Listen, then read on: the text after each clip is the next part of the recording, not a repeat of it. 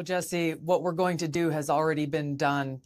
There are over 100 people from across the intelligence community that contributed to and participated in this, what is really just an egregious violation of trust, what to speak of like basic rules and standards around professionalism. I put out a directive today that they all will be terminated and their security clearances will be revoked. But the thing here, Jesse, is like we got to take a step back because this is just barely scratching the surface. When you see what these people were saying, and thanks to Chris Rufo for putting it all out online, they were brazen in using an NSA platform intended for professional use to conduct this kind of really horrific behavior. And they were brazen in doing this because when was the last time anyone was really held accountable? Certainly not over the last 4 years, certainly not over the last 10, maybe 20 years. When we look at some of the biggest violations of the American people's trust in the intelligence community. So today's action in holding these individuals accountable is just the beginning of what we're seeing across the Trump administration, which is carrying out the mandate the American people gave him. Clean house, root out that rot and corruption and weaponization and politicization, so we can start to rebuild that trust in these institutions that are charged with an important mission of serving the American people, ensuring our safety, security, and freedom. Not following you. Are you saying, are you suggesting that it's only when Republicans are president that 100%. Agencies express independence? Well, you know that that's not true. No, I know it is 100% true that the bureaucurocracy is not aligned with, mostly not aligned with Republicans. For a reason. There are career civil servants who work with one president among and Democrats another, and Republican do so for the Constitution and the love of country. Hold on a second. Among Democrats and Republican presidents, there are certain agencies that are statutorily independent from politics. That's the same whether it's Republican or Democrat. You're saying that the bureaucracy is as responsive to Republican or Trump priorities as Democratic? Is that what I said? No, it's not. You're saying that bias doesn't exist, and I disagree. Scott, let me just repeat what I said. There are certain agencies, regardless of the president, that are statutorily independent from politics because they deal with things that pertain to the American public, and there needs to be continuity, regardless of who the Federal Reserve, the Federal Reserve, the Security and Exchange Commission. There are plenty of agencies that are like that. But an email doesn't jeopardize continuity of government. And there are many federal employees that are civil servants, meaning that they don't come in because of partisan politics. That's there to protect you as a conservative and Tara as a liberal. I'm sorry, I think it's there to protect both of you. I hear your debating point. I think it is incredibly naive to believe that there are not civil service bureaucrats who would love nothing more than to thwart this president for 4 years and wait for a Democrat. Then why are Republican senators worried about it also then? They're not liberals. I'll tell you why. Because there's almost 1 million federal workers in red states. You know, you think that the people working at the border have a bias pro-Democrats? You think people working for USDA in Miami have a bias for Democrats? Answer the email. Answer the email. All right. And let malign actors, in national security arrest. To their second, it's not the president. Scott, we'll continue this conversation. The intimidation, if you will, that deliver these 5 bullets by Monday at noon, or you lose your job. Again, if you want accountability, let's ask for accountability, but let's do that through the proper chain. I mean, you referred to Elon Musk as a fascist at some point and alluded to him being a national security threat. Do you see that more of a national security threat, you sleeping with a Chinese spy, than transparency in the federal government? What are your thoughts on that? What are your thoughts on that? What's Fang Fang think of that? What are you doing? What's fascistic about exposing government corruption? I mean, I know you're just at dinner now with a bunch of lobbyists. You know, they're buying you a bunch of booze, and you know that's awfully nice. I know you were talking about, maybe finding somebody else because you only like letter 10s. I just heard that one too. So what do you think about that? Do you want to comment on any of it? Elon Musk is a national security threat, but you sleeping with a Chinese spy is not. Is that correct? You don't want to comment on that at all? Looks like guilty as charged.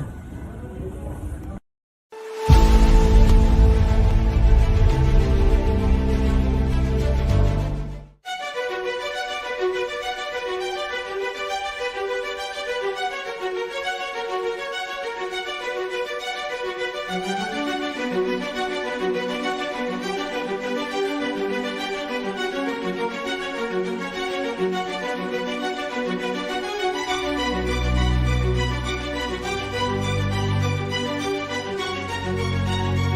now, here's John Ritchie and L. Todd Wood.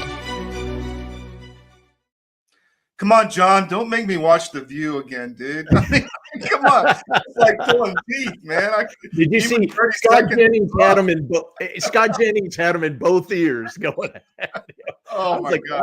There's a reason I don't watch that garbage. We gotta I have to have it on there, because here's the thing, that the message from there though is that somehow that woman on CNN there believes that the bureaucracy in DC is somehow statutorily required not to be political. The president doesn't have any control over the bureaucracy. That's what she's trying to say. So yeah. They're and trust me, folks, when you hear that, they're in the middle of the road. They go both sides. They call balls and strikes. Don't worry about it. There is no bias towards a Republican. I like when he says, so you're saying there's no bias in DC towards Republicans? She goes, that's not what I'm saying. That's not what I'm saying. But that's exactly what I'm saying. The look down your nose at him was just, I mean, my goodness. Wow. The grift, you can see the panic. The grift is over, and they know it. They know that they're losing all this stuff. And like you and I were talking before the show. I'm sorry. Shut that. You can shut every bit of that down for all I care. I couldn't give two shits whether DC runs or not, or whether a bureaucrat ever gets a payment again. Doesn't bother me at all. Move on. We should automate DC, put it on a blockchain, and the people of this country can run it. They don't need these representatives can stay at home. They can do all their work from their little, and they should only be, I think Texas only goes into session 3 months every couple of years or something. They don't even that's their House and Senate. We should have the same thing. No, Scott Jennings there is trying to explain to her, you do not have, that the bureaucracy works against Republicans. And he's exactly right. I mean, she knows it does. She's just lying. CDM.press on Armed Forces Press, they released there was a piece in there which interested me. I saw it the other day about China to develop robot dog drones with thermobaric weapons for comprehensive destruction. I think they need to release those on Swalwell. Have them chase. That's what we need robot dogs for. They need to go in there and get Swalwell, because this guy's out there selling us out to anybody who will give him 2 cents in his pocket right now. He doesn't care whether it's. He doesn't care where they come from, whether it's Fang, it could Bang, it could be whoever. It doesn't matter. He is selling us out now. And you know what? If you don't think he doesn't see he's on his way out the door, and quite possibly criminally, if you don't think he sees that right now and is just 2 hands stacking it up, getting ready, because the exit is coming. The exit door is coming on him fast, right? Fang will love him a long time, and he'll be. Oh yeah. But again, like Nick Sorter on X was saying, we're more worried about Elon. Elon's the problem. He's the problem. It's not our friend there, the good Senator Swalwell selling us out to the Chinese and enriching himself. That's what I'm really going to look forward to seeing, is how much money is Eric Swalwell worth now? At least Elon takes care of his baby mamas, At least he may make them prove it's his. There's enough of them out there. He's got to make sure it's his. But if it is, he'll take care of them. Don't worry about it. I want to welcome you all to Output. I'm John Ritchie. He's L. Todd Wood. Today's February 26th, 2025, and here's your 5-point surge. Ukraine tentatively agrees to Trump's rare earth deal. Looks like that's going through. House approves Trump's Johnson budget bill 217-216. I think it was 213. 3 abstained. With Thomas Massie as the lone Republican voting against the bill. President Trump and the gold card, the EB-5 with mandated value. I'm interested in hearing more about that. We covered that on CDM today. Senator Sheldon Whitehouse and the $14 million grift. And we got FBI looking into James Comey off the books honeypot operations, which we covered right here on Output about 3 months ago. Talked about that in some detail. Came out in 2016. So looks like they're going to open up an investigation into that, which is about time.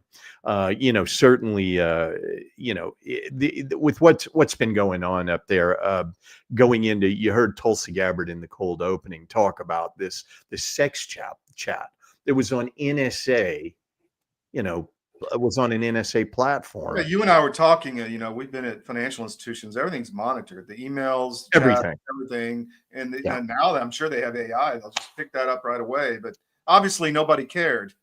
No, they didn't. And look, there's an important aspect to this, and we'll delve into it in more detail. But understanding the people that were using this chat and where it was is so important, because the significance of having something like this on an NSA server, or a CIA server for that matter, or a defense, doing stuff in the defense space,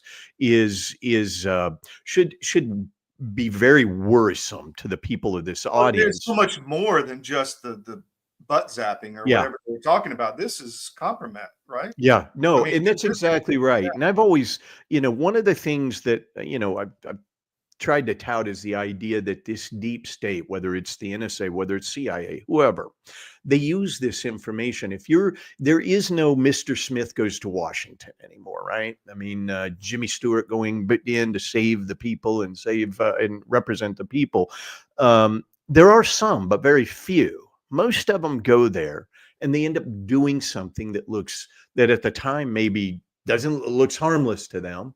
They do it. It's captured. It becomes compromising for them. And the state uses it against them to drive them into that whole DC thing. I've always said, if they would get rid of DC, if they would just disband it, get it out of there, make people work from their states and their districts and their areas of where their constituents live, then it becomes a whole different game, because the deep state gets you into DC. Everything's there wired, it's cameraed, it's worse than anything in the world. They're in a hotel you can go to that they can't capture you. They're in a bank you can use that they can't get your banking information. Everything gets done. But if they can get you into the box being DC, they control you. Yeah. And that's what you see here. Things like this, I guarantee, were going to be used against the people getting on them and using them. So for some of you who were on there and you didn't get exposed or nothing happened to you for doing it, you're probably going to be in better shape than those who were because you're going to find out this was being used. They do this stuff. It's a virtual honeypot. They get you involved in something. You're compromised now. Now they can get you to vote the way they want you to vote, collect the way they want you to collect, go after. These are the same things. What's his name in Russia? The leaker from NSA. These are the things he talked about. These are the things that Snowden. These are the things they use to try to compromise people. And I just want you to know, this is true. This is 100% with Tulsi Gabbard. Best thing you can do is let them all go and be done with it. We're going to go to a quick break. We'll delve into that in more detail as we go along. And then after that, I also want to talk about what you think about this gold card. We're going to get into the EB5 gold card, but we'll get into that right after this break. It's News from the Edge. It's Output with John Ritchie and L. Todd Wood. Through the pandemic, we can never be caught unprepared again. And so many Americans, when COVID hit, they had nothing in the house. Stores were shut down and doctors' offices were shut down. And even if doctors prescribed drugs, hydroxychloroquine, ivermectin, pharmacists wouldn't fill the prescriptions. That was a nightmare. Now the situation is much worse. We have these horrible supply chain problems. In our emergency medical kit at the Wellness Company, we have 8 prescription drugs that are all potentially life-saving. Most people who died with COVID, they died in the hospital because they didn't receive early treatment. Every American family should have one of these.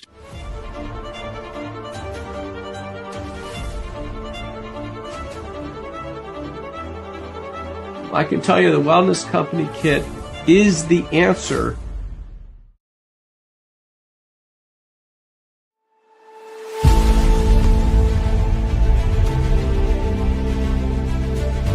watching my friends gain more and more weight. And then eventually, I got to tell you, this is a little dark, but bad diet literally killed my whole crew.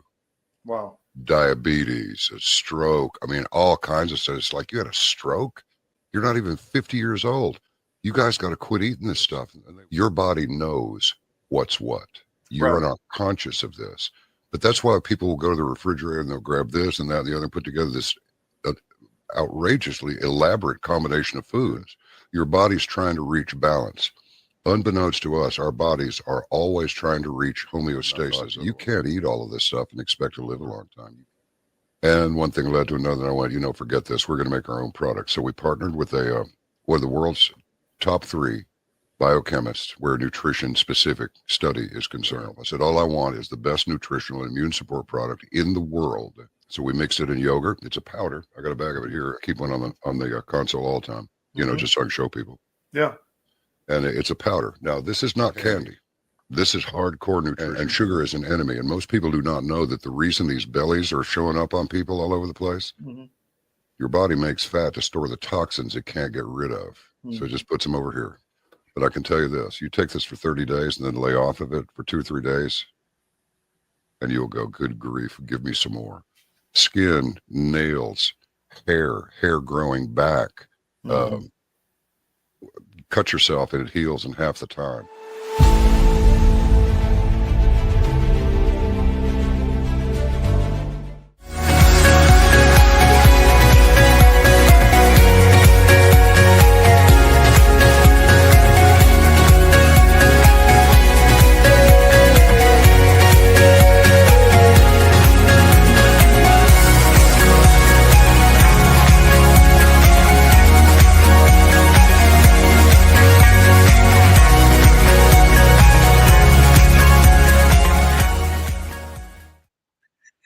And I want to welcome you all back. One thing I was going to say about the China dogs, robot dogs, they do already have those. Their problem is they can't overcome the jamming technology, right? So where they're deploying them, because they want to deploy them in places where it's hard for humans to be able to exist, like out in the what's the big mountain range between them and India.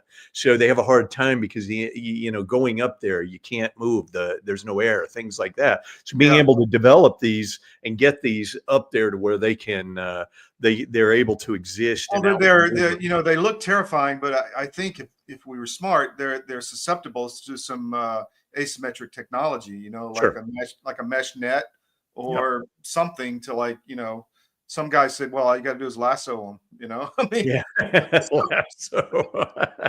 No, you could lasso for sure. No, I did talk to somebody one time about these. They said, yeah, we just need, they're trying to figure out how to do deployable jamming technology that they can just knock them out, because that's what they're doing. They outmaneuver people, especially when you go to high altitudes and things like that. They can do things that people, they run 10 yards and they got to stop and catch their breath. So it's a whole different thing. It's kind of interesting. Hey, looks like we got this bill through.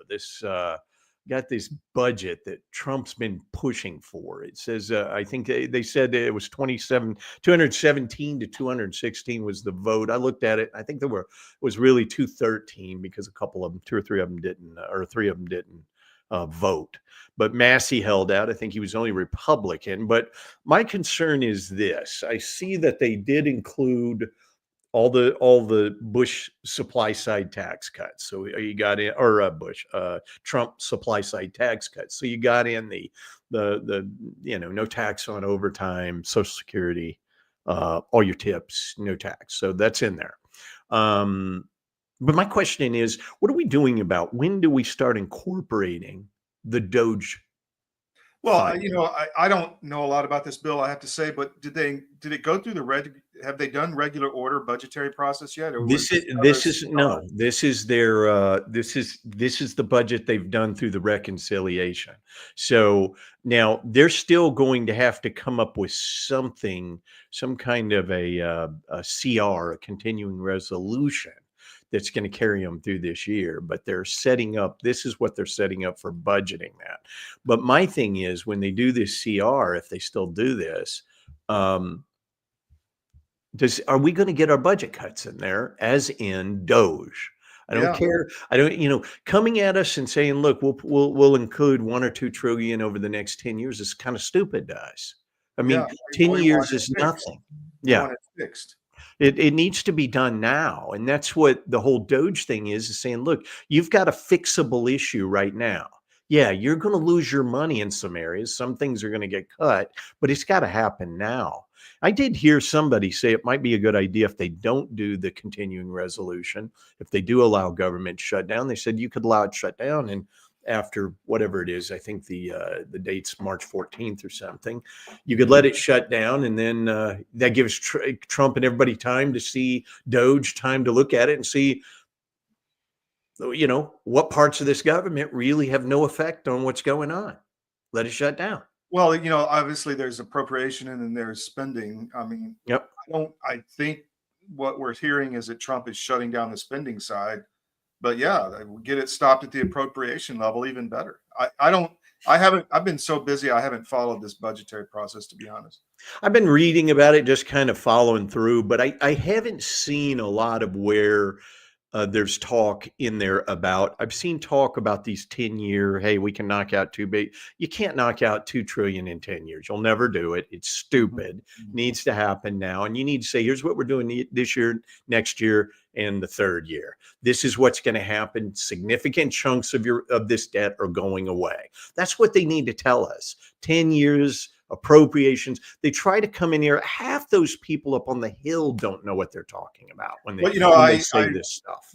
Tucker did a great interview on gold last night, the day before. I would highly recommend people watch it because it goes into how all the gold is flowing into the U.S. And one rational explanation may be that Trump is building a hoard and then is going to revalue gold from the false price that it's booked at up to the market price, which would give the U.S. a massive injection on the balance sheet, which they could pay down some of this debt. So that may be going on. But I found that whole concept really fascinating. We've talked about it, but I think and his point was we're moving toward, not Tucker's, but his guess, we're moving toward a real resource-based currency type financial system because that one cannot exist anymore. So it was really encouraging to me. I'd recommend people listen to the interview. Yeah, and I think I did see some of what he was talking about there. Somebody clipped it and talked about it a little bit in an article, the revaluation of gold. And I also think the discussion about putting that gold back behind the dollar is important too. I think, you want to quit. Yeah, if you want to stop printing dollars in DC, put gold behind it. Gold, they can't do it then. The point that they were making, and by the way, the interview is on cdm.press. You can find it there on the homepage. But the point was that, like J.D. Vance called it a resource, the Dutch disease, resource problem. I forget the exact term. But when you have too much of one resource, like the Saudi oil, then it can impact your economies based on that, and everything else withers away. And their point was, that's what's happened to us. Our resource has been the dollar because we're printing so much of it for the world's reserve currency, and everything else in our economy has withered away. And we have to get back to that gold-based economy and get rid of this dollar, fake dollar-based economy, because all you have is real estate and finance right now. Right. So, one of the things, and I think that's you've got a good point. And by the way, those just joining us, we're discussing this whole idea about what's going on with the whole idea behind what's going on with this new budget that's come out. Got a CR. Are they going to get a CR next month? I mean, the back and forth on this, but the idea of getting this gold and if you get a chance, go to CDM, check out Tucker Carlson's interview. There's some good stuff on that, but we all, if we want to put the leash on DC and on our representatives after what we're discovering now, all this theft and grift and we're into the trillions now, folks. It's not even funny anymore. The idea that you have, let's see, what are we in February? You got March, you got 2 months, and you're going to have to file an income tax return, and you're going to have to send them money. Think about this. All I'm saying is we, the people of this country, need to have a discussion about whether we should even be doing that. If they want to shut down government. They should shut down government. I did see Maine. Interesting. She's the one that was the governor up in Maine that's been arguing with Trump over this transgender issue, which he's going to win. The whole DEI and transgender. He's going to win that. She's going to look like an idiot doing it. Now she's come out and said, look, well, all we'll do is just hold federal taxation from Washington. Mm-hmm. I don't know you're going to be able to do it. It's an interesting concept. I've always asked, why do the states not challenge their right to be able to pay the Fed versus the people of the state doing it? I've always said the states would be more powerful if they were controlling the money flow to DC. You wouldn't have the problems you're having. I'm interested in what she said there. I don't know if she can do it in today's climate. I think she's going to end up, getting herself in a bind. And I think Trump, I heard him yesterday, and we're going to go into what he's talking about with this gold card. But he came out and he was talking about the amount of money that this country could be taking in to where they could pay down this debt, to where he's looking at other ways. He's not looking at appropriations. This is small. This is such small. A lot of other creative out of the box. Yeah.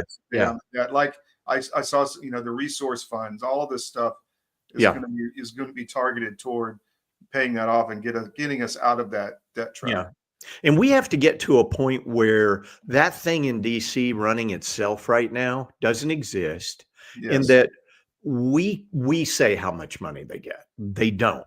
Yes. Exactly. And right now they're in there. Mike Johnson thinks he's still in charge. Well, all they do is say, we want to do this in Ukraine, so the public won't pay for it. We'll just print our own money. Yeah. And they were doing that. Think about that. The people of this country had no say in that. Yeah. The majority of the people of this country, I don't care whether you supported Ukraine or did not, the majority of people in the United States of America did not. Period. Yeah. The polling was done. The people went to Washington. They blew up their senators' lines and they said enough. And what happened? Johnson and these fools did it anyway. Mm-hmm. You had no say over it. And that's why I'm saying we got to get to a point in this country where we control that money flow. You got to take it out of their hands. You cannot let these people. Otherwise, you're going to continue to have people like Swalwell out there selling his influence, Biden selling his influence, Pelosi selling hers, and all the deep state rhinos right now, like Murkowski. I love it. She's giving you a civics lesson in your little cold opening. The woman who's never once won an election. Only by ranked choice voting. She did it by ranked choice. She got beaten the Republicans. She got her rear end handed to her, and she went over and did it as the arrogance of these people. I mean, by the way, if you got kids or grandkids, don't tell them to go into finance. Get them in manufacturing. That's the future. Let's build stuff. Build things. And even if it's building technology, get smart about it. Get engineering wise and do it. Engineering. What was it? I think it was. Don't send them to law school either. Yeah, that's just the blob matrix right there. Yeah, more of it. That's for sure. We're going to go to a quick break, but when we get back, I do want to get into some details about this gold card and what that means. That's just one of many things. But it's a smart move. And again, it's what he's doing is he's neutralizing this whole budget argument. He's coming in and going, look, we can fund and grow and do this. Why are we sitting here picking everybody's pockets and arguing about, you got $37 trillion and you're talking about $2 trillion in cuts? Even if you get, if you got 1 million people to give $5 million. Yeah, that's your money. That's what we're going to do. Yeah. That is exactly it. And that's where Trump is. Trump's way out there. I've always said Trump doesn't solve the problem. He creates a whole different dynamic environment that doesn't allow the problem to exist. And that's what I think is going on here. That's what's been pigeonholing the American people and free people, as a matter of fact. This whole matrix. Why do you have to put your money in a bank? For one, and you get charged $35 if you bounce a check. Or if you move money. Credit card fees. Why do you have to pay these middlemen? It's your money. Why? I get so angry when I go to something happens with a card, you get a fraud detection or whatever, Yeah. You can't access your money. I'm like, that's my money. Why are you stopping me from using my money? Yeah, absolutely. I mean, or why are they charging you for using your money? There's another Yeah. one. I always love if you go up with a card that doesn't belong to that bank, they charge you $3 for your own money. And you're like, Yeah. okay, what are you all having to do that whole costs just you needs to be $3? destroyed and rebuilt. That's it. I Yeah. agree. Let's go to a quick break. And when we get back, we'll get into the gold card stuff. It's News from the Edge.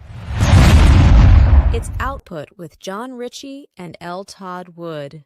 Through the pandemic, we can never be caught unprepared again. And so many Americans, when COVID hit, they had nothing in the house. Stores were shut down and doctors' offices were shut down. And even if doctors prescribed drugs, hydroxychloroquine, ivermectin, pharmacists wouldn't fill the prescriptions. That was a nightmare. Now the situation is much worse. We have these horrible supply chain problems.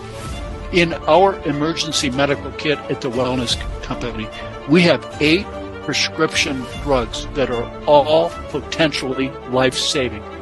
Most people who died with COVID, they died in the hospital because they didn't receive early treatment. Every American family should have one of these.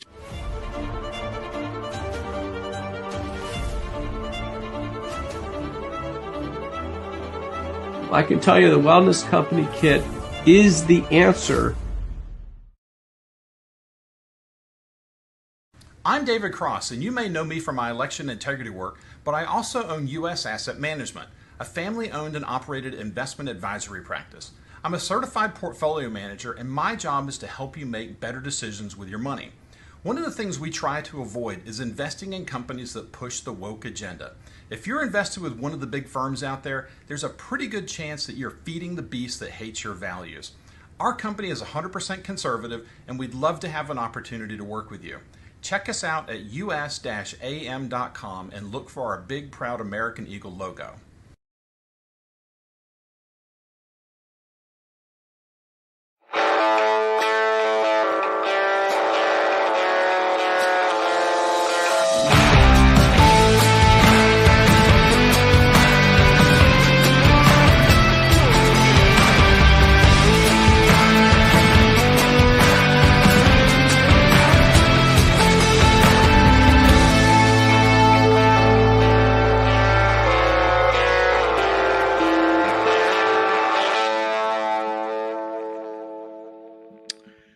And I want to welcome you all back. Hey, just remember, make sure you go to cdm.press. That's where we're getting all this great content. It comes right out of there. It is a news platform. It's a global wire. It's not an aggregator. It's not Drudge. We're not bringing in a bunch of news sources. And I guarantee you, 75% of the stories you won't see anywhere else. No, absolutely. They're impactful, and they're impactful stories. No, you're exactly right. I mean, we even talked about on this show, and we talked about it and ran it on CDM, this FBI as James Comey. This was months ago. It was one of our first shows when we launched Output, and we talked about James Comey and his off-the-books honeypot operation there at FBI. This is the amateur hour that was running your FBI. That's all I can tell you. This is the amateur hour. I can tell you right now that when I was in the departments and areas I worked, if somebody had come in and said, hey, we're going to do this, everybody would have looked at you like you had a third eye. Well, I don't, to me, it's more criminal hour than amateur hour. I didn't think that was all intentional. And I do too. I do too. So, to get into, for those of you who don't know, he was running an off the books, in other words, unauthorized. When they say off the books, understand this is, I believe, the New York Times that ran this, but the off the books means it was unauthorized. In other words, he sat in his capacity as the director of the CIA and made a decision to run an operation against a political opponent, a presidential campaign. Think about the gravity of that for 1 minute, that an American bureaucrat got a bunch. If he had just said, I just went to my house and got a bunch of my buddies together and we decided to run an op against President Trump, it wouldn't have been any different. Well, except in this case, you use the resources of the American people to do it. A presidential campaign. And the authority, the president, the authority comes from the president for what they're doing. Yeah, and he didn't. I don't know. He had it. I'm wondering, did he? I don't know. I think that as the FBI, as Kash Patel's people get in and close in on this, they're going to be able to certainly flesh out a lot more of the details, because when you start going in and you start putting the pressure on them for what they've done criminally, they're going to be willing to make some deals probably. So we'll see. We're going to see where that goes. But the point being is he made this honeypot. What honeypot operations means, he was running women at operators inside the Trump campaign to get them compromised so he could get access to Trump's campaign. Which means you go to a party, some hottie comes up to you, starts talking to you, and, makes it obvious that, that you can have a romantic evening, and then, you're busted and they're filming it all and all of that. No, you're exactly right. And that is what has happened, or that's what, and by the way, when you read the article, understand it was an FBI woman that was doing this. It was going to be the one going in, acting as in whatever capacity, whether it's, prostitution, whatever, acting in some capacity to be able to get somebody in that organization. And what they do is they find that they target people. They find the ones who are weakest. They go in and run their finances, find somebody who's in financial debt. They go in and they do all these things, somebody who drinks a lot, whatever the vulnerability is, and they exploit that vulnerability. And in this case, they were exploiting it with a honeypot. I'd be interested in knowing who they had targeted for this, because these aren't usually done as fishing expeditions. They're done, you've got somebody in mind you're trying to get. Yeah. So I would say that this whole operation here, he's in some hot water for this. And that's just scratching the surface. I mean, my goodness. Well, it is, especially when you go down here and you look at what Tulsi Gabbard came out and talked about. What did she say? She said, they had a sex chat on an NSA line. Again, go into the segment before. This is the same thing. What this is with the FBI is the same thing with NSA. They were using these to be able to compromise people and control them. Understand one thing, and this is one thing I'd share with everybody here right now. DC is what we would refer to as an operational box. It's a box. That's what it is. It's got borders, river, bridges.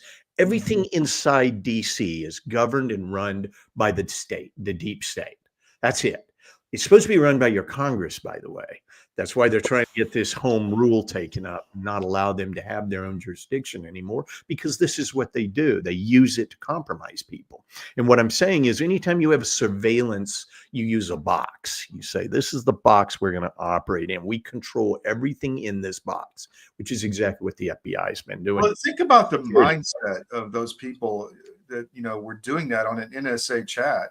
I mean, they just must have thought there's no barriers or boundaries whatsoever. I mean, and then, think about what if a deep stater wanted some evidence removed? All he got to do is go to these guys and say, you're a contractor. Go in there and take that file out and make it go away. Or, exactly. Come out. Exactly. And you're going to see it now, because there's already been some reporting, and we're hoping to have somebody on like Thursday. The JFK files. Like the JFK files. Yeah. We're hoping to have somebody on here. We're going to talk a little more, because now there's reporting of evidence destruction going on. All right, and we're still going after that and fleshing the details of that out. But there's evidence that they're out. We're going to have somebody on later this week to talk about this, but. The idea that and I've never quite understood, when you're bad, you're bad. It doesn't matter. If you're already conducting yourself in a criminal matter, you're not going to get more criminal by going and destroying evidence. The fact that somebody hasn't gone in there and seized and locked up all that evidence is the fact a that problem. It was able to be destroyed. I mean, I'm not an IT guy. You would think there would be ways, and I read that it was undiscoverable, but who knows, or unrecoverable, I guess is the word. We're gonna see, and that's why they've been trying to get a lot of these systems off the card box and paper and stupid crap that they do, and they do it not because they're archaic. They do it because it allows them wiggle room. It allows them to be able to control evidence, reporting, things like that. If you have to go online and do it, once it's online and captured, it's online and captured. Once you have controls in place, nobody can go in and clear out files. Somebody still got them. Everybody understands this. Anybody who's ever been in cyber knows this.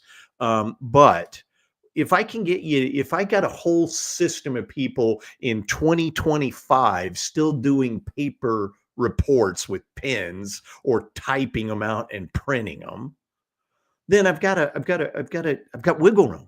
I can control. What's with that underground cave with all their records, with people running around on bicycles, putting boxes on the shelves?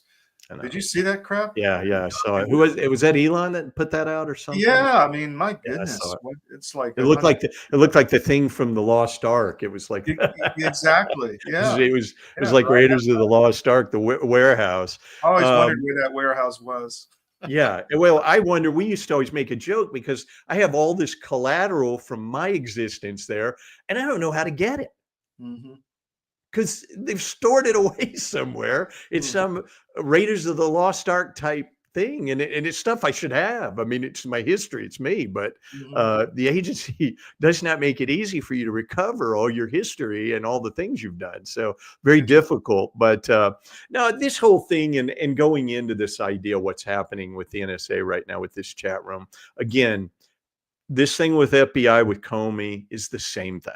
This was an attempt to compromise, and I'm going to ensure you 100% the sex chat on the NSA, and they probably got some of it captured in the classified side of this. I heard this was their open platform.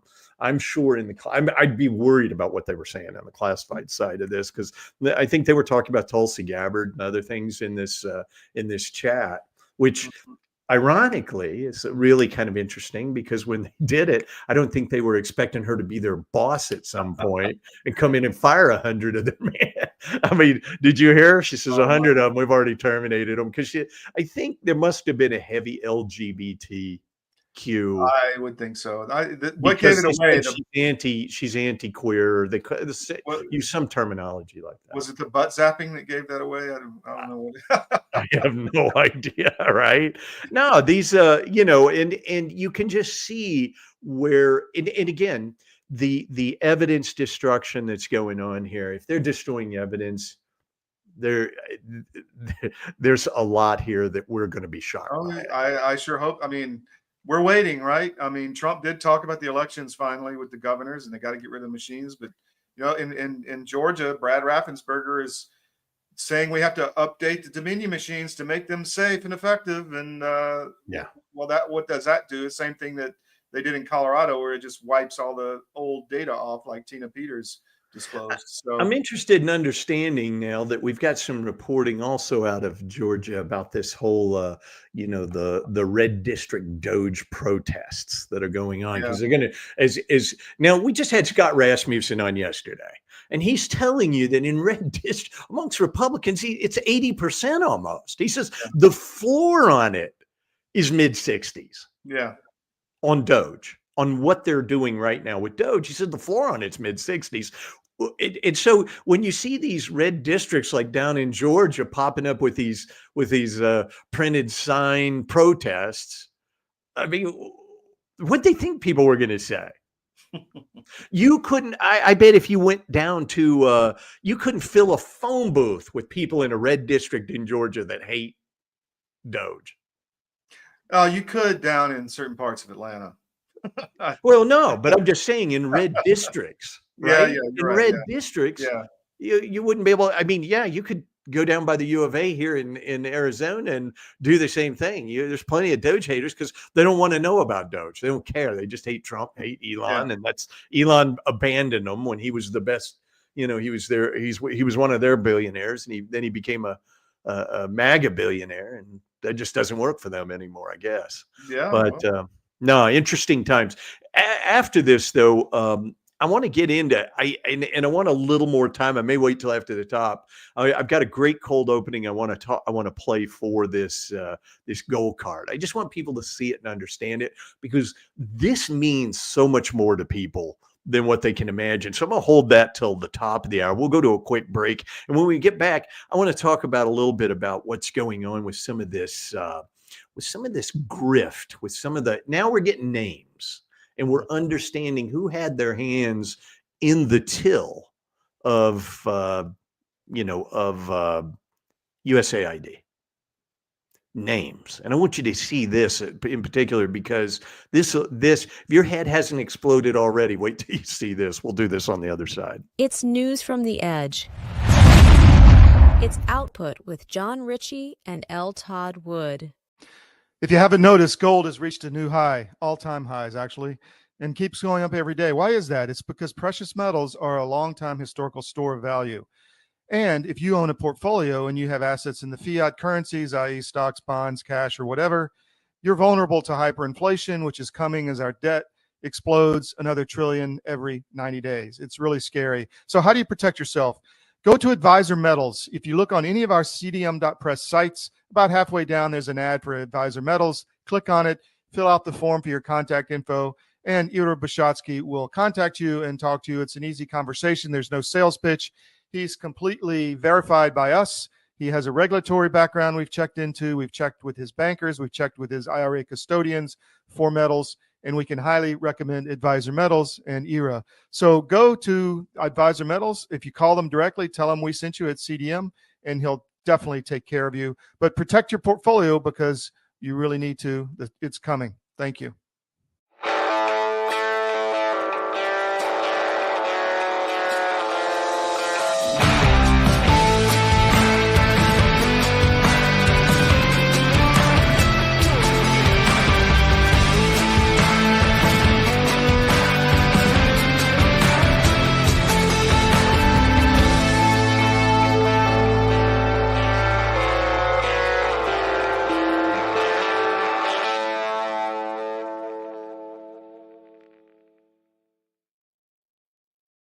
My friends gain more and more weight, and then eventually, I got to tell you, this is a little dark, but bad diet literally killed my whole crew.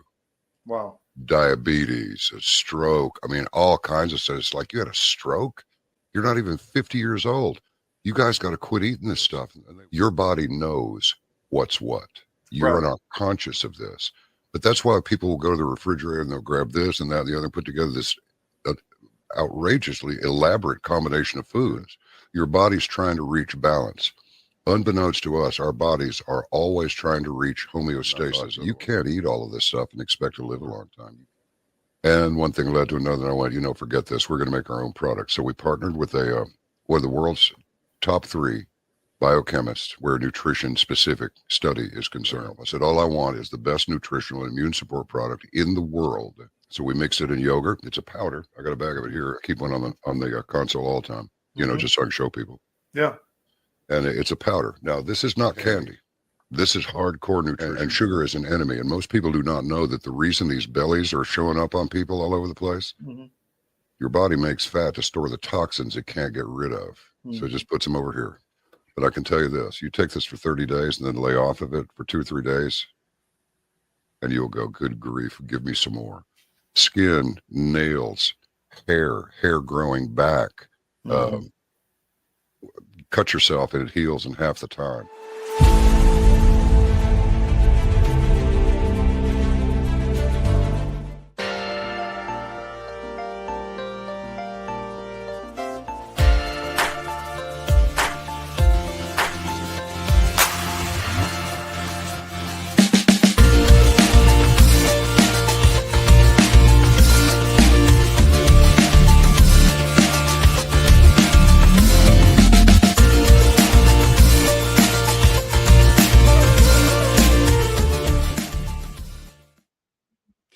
John, I'm working the Nucleo daily, but this is real stuff. It's not cheap, but if you get the subscription, it's cheaper. Just a point to put out there. So if you get it coming every month, you can knock the price down. Subscription's great on that. How's it? What are you finding to be some of the results? Really, for me, it's just stamina. I mean, I used to have insomnia. I used to just drag in the mornings, but now I'm up, I'm going. It's like my body has everything it needs. Boom. I'm 4:30 in the morning. I'm putting out material, I mean, and it's just rinse, repeat. And allowing me to do that is really good for the business. It's good for me. And that's primary. Besides my nails, having to cut them every other day. But other than that, Right. I'm good to go. Yeah, yeah. No, one of the things that was interesting to me, I was thinking about it today. I do the same thing. I take a shake every morning, and with Nucleo. And one of the things to me that I found today, and I thought about it, I thought, wow, I sleep better. I do get a good night's sleep because I take the shake in the morning and then I'm energized. I do it right after the show, as a matter of fact. So Yeah, midday where you are, but it gets me going, and then that energy, and and I go to the gym or I do work or whatever, and I'm going. And then by the time the evening comes and it's time to go to bed, I'm tired. I'm ready to go to sleep. And I get good sleep. So I've noticed that it's been a better the sleep experience. It's been pretty good. Well, and John B is right. I ran. This is my old bag. It's empty. But if you run out, and I ran out for a few days while I was on the road for a few weeks, you notice. I mean, you go back, you just don't have that boost. That same level. Yeah. So definitely, guys, go to cdmnutrition.com. This is about getting healthy, about the building blocks to health. And again, no guarantees on what it will do for you personally or how it will help you. But these are nothing but just nutrients for your body. You're guaranteed to get what your body needs. Yeah. And then what your body does with it is up to it. And when people talk about micronutrients, like they do, like John does, that's what it is. It's attacking it at the cellular level, right? We're reading more about that, more people, more programs that address the cellular, whether it's cellular hydration, cellular nutrition, things like that are the real, talk about getting into the building blocks. That's where you're really doing it. And look at it has the bio aloe. It's right there on the package. I thought that was just a talking point, but I looked it up. It's real. It actually helps the nutrients get into the cell. It's like a facilitator. Yeah, no, it's good stuff. If you get a chance, I mean, and you're willing to give it a try, the subscription brings it down significantly. It delivers right to you every month, and you can keep that boost every day, because the more you do, the more it builds, of course. And you'll start, what you see as the things that help you. I mean, what you need. You need nutrition. You need rest. You need exercise. You got all these things that you got to get into. Well, I talk about my nails because getting older, I was noticing my nails would break and it would be painful. Yeah, I don't have that problem anymore. They're thick and healthy, and boom, I just got to cut them all the time. But yeah, because and a lot of times I've always read where that can be a part of it is hair growth and nail growth as part of if you're taking a lot of vitamins and supplements and things like that. So obviously, getting a scoop of this into your daily regimen will give you those kind of vitamins and nutrients as well. One of the things, you and I talked about this as well earlier on when we were discussing the show. Peter Bernager, he comes out. He's a contributor to CDM.press, of course. And by the way, Chris Gleason did all this research primarily with Peter. Oh, okay, good. No, and we have Chris Gleason on all the time, real friend of the show. Definitely, and he comes on here, and he was talking about, in fact, in this piece, if you get a chance, go to cdm.press. You can read about this. But this is the thing we started talking about a little bit yesterday, this idea of Maricopa and what's going on here, the criminal enterprise that is the political body up in Maricopa County right now. And this is here you've got Ruben Gallego, and he's been caught sifting money through his campaign, which the question is, the legality of this. And it looks to be that he was doing some money laundering through his campaign. And like Bernager says, I saw somebody put a post online, and it showed the tip of the iceberg and then underwater, the old saying, it's just the tip of the iceberg. And they were talking about the grift, the level of fraud, the level of theft of the American people's resources that's going on. Well, this is the same for this. One of the things that I think is so important, and if we can just keep yelling this hard, do it in your social media, folks, call your senators, call whoever. Right now we have a lot of fraud across this country, whether it's Florida, Georgia, Philadelphia, Michigan, Nevada, but right here in this state, this red state of Arizona, and it is red, hard red. Look at the numbers of people that voted for Trump. They were bigger than most states percentage wise. Mhm. It's a hard red MAGA state, but you right now have an attorney general, a governor, and 2 senators that are blue. And there is no, I said it yesterday, I'll say it again. You would have a better chance of finding a unicorn than you would finding somebody that voted for Trump and Ruben Gallego. This is low-hanging fruit for our federal government. This is racketeering that's going on. This is a criminal enterprise up in Maricopa with Katie Hobbs, Gallego, the Soros funds that have been run through there. You will not have a hard time. You do not have to dig deep to find what I'm telling you. It's out there. It's public domain, public. You can get into the news or whatever. People give you different slants on it, but it's there. The reason why I say this, and I think this becomes such an important point, is that we need to hammer. This is an easy 2-seat pickup. Easy for MAGA and for the America First movement. Those 2 blue seats up there have no backing. They have no say.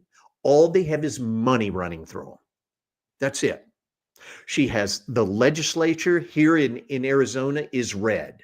She has the governor, Katie Hobbs, the one I showed you yesterday, running from everybody. She has vetoed every one of these bills. There's 200 something of them she's vetoed, just simply because she wants no progress in this state. She doesn't care about votes.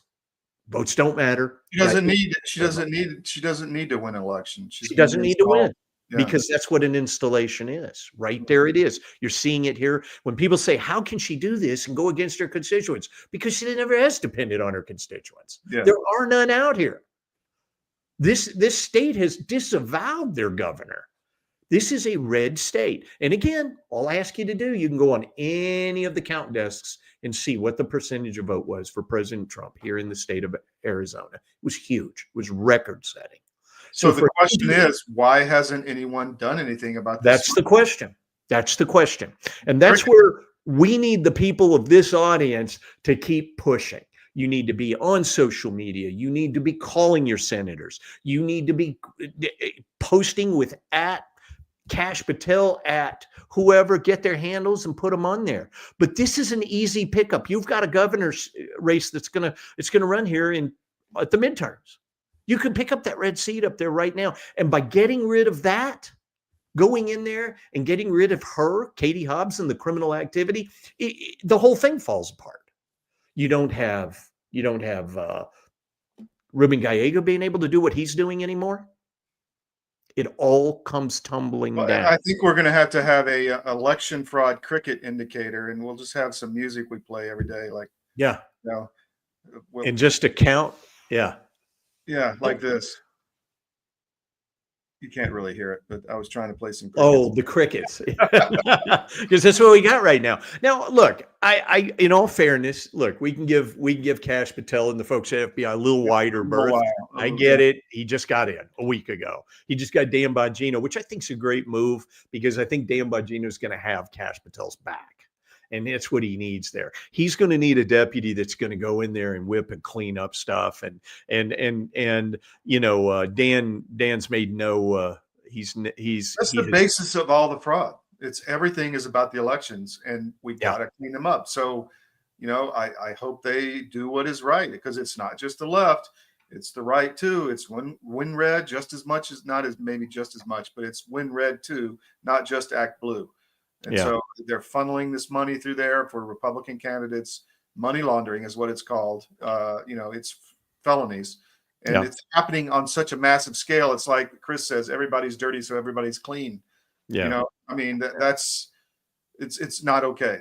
No, you're exactly right. And one of the things I would tell, we lost two I think almost maybe 3 Senate seats that we would have picked up this last election had we been on it. Yeah. But unfortunately, I get it. You know what? We had to be in Philadelphia putting down what they were trying to when they tried to wheel in those ballots out there. Resources are only so many at a time. And, you got to win the battles that, are going to give you the biggest rewards right now. But this next step is going to be these midterms, and these midterms are it. These midterms are it. I think they said we've got a chance to pick up 3-4 Senate seats. If we have real elections, it'll be massive. Yeah. And that's where I think the administration, the FBI, the DOJ, people looking at these frauds, they need to be looking at these states. It doesn't take a week. It doesn't take a month to count ballots. It's all bullshit. You were being defrauded while that was going on.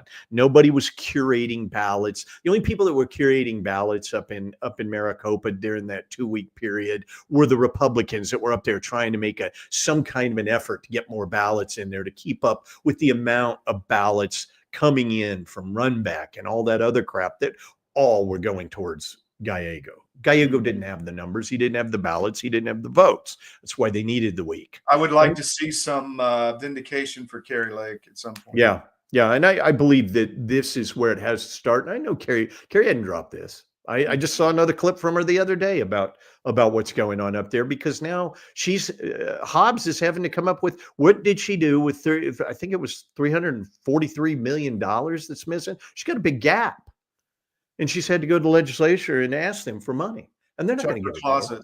Yeah, they want to know where the money is. Mm-hmm. Where is the money? And that's what every one of us. I love the piece on CDM that says, "Where's my effing money?" Money. Yeah, everybody needs to be asking that right now, whether it's in your state, if she's been up there stealing, whether you're in California, that grift. Oh, 18, what did they say? 18 billion for that rail, and not one nothing's been done to it.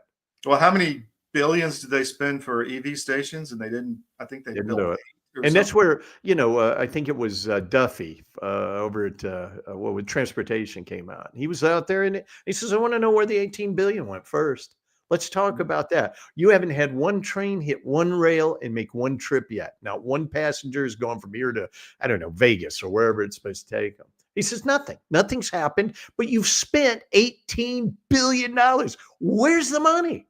Well, I love having my car, and I don't want to get rid of our freedom and transportation, but it would be nice to have a bullet train you could get on and go from New York to Miami fast. Oh yeah. And we were talking about this the other day. Same here. You should be able to go between, I don't know, Tucson and Phoenix. It's all highway. It's on your mind. If you had a bullet train, you get there in 15 minutes. Yeah. And they've been talking about this forever, but anything efficient gets knocked out. Anything that's real, because what's going to happen. We're going to lose this money. The 18 billion is gone out there, and they need to go after it. I believe that 100%. Let's go to a quick break. And when we get back, I do want to go ahead. We'll probably do a couple on this whole gold card thing, because I think this is important. I want everybody to really get their brain around why this is so important. It's a big deal. So let's do that, and we'll go to this break right now. It's News from the Edge.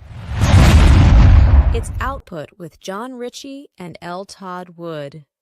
Well, in the case of hydroxychloroquine and ivermectin, these are two medications that have been FDA approved for use in humans for decades. They are very, very inexpensive. Interestingly, available over the counter in almost every other country other than the US and Canada.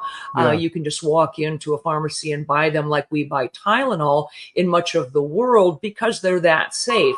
And we've known for decades that ivermectin has very strong antiviral properties. It has anti-inflammatory properties, and both ivermectin and hydroxychloroquine are what we call zinc ionophores. They help to move zinc from the bloodstream into the cell, which is where it needs to be in order to fight off a virus.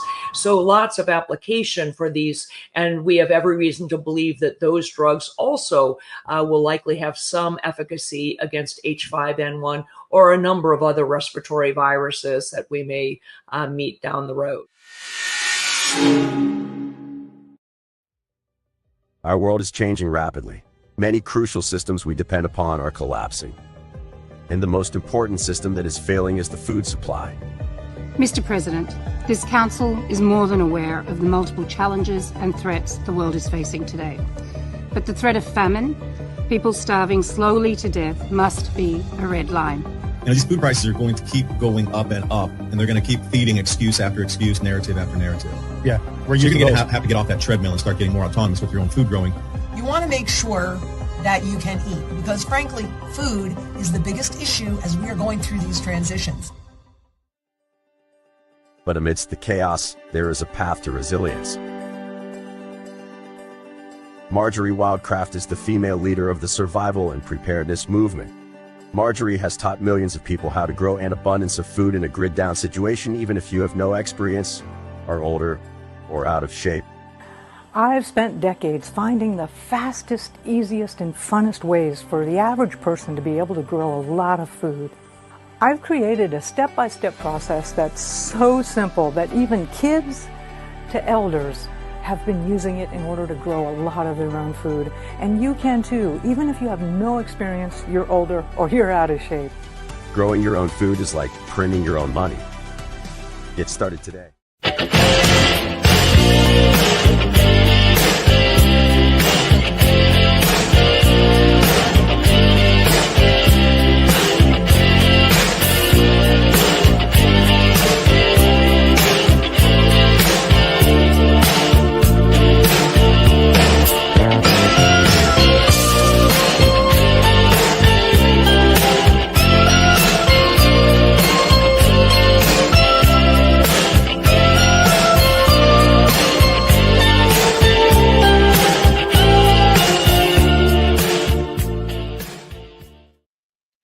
And I want to welcome you all back.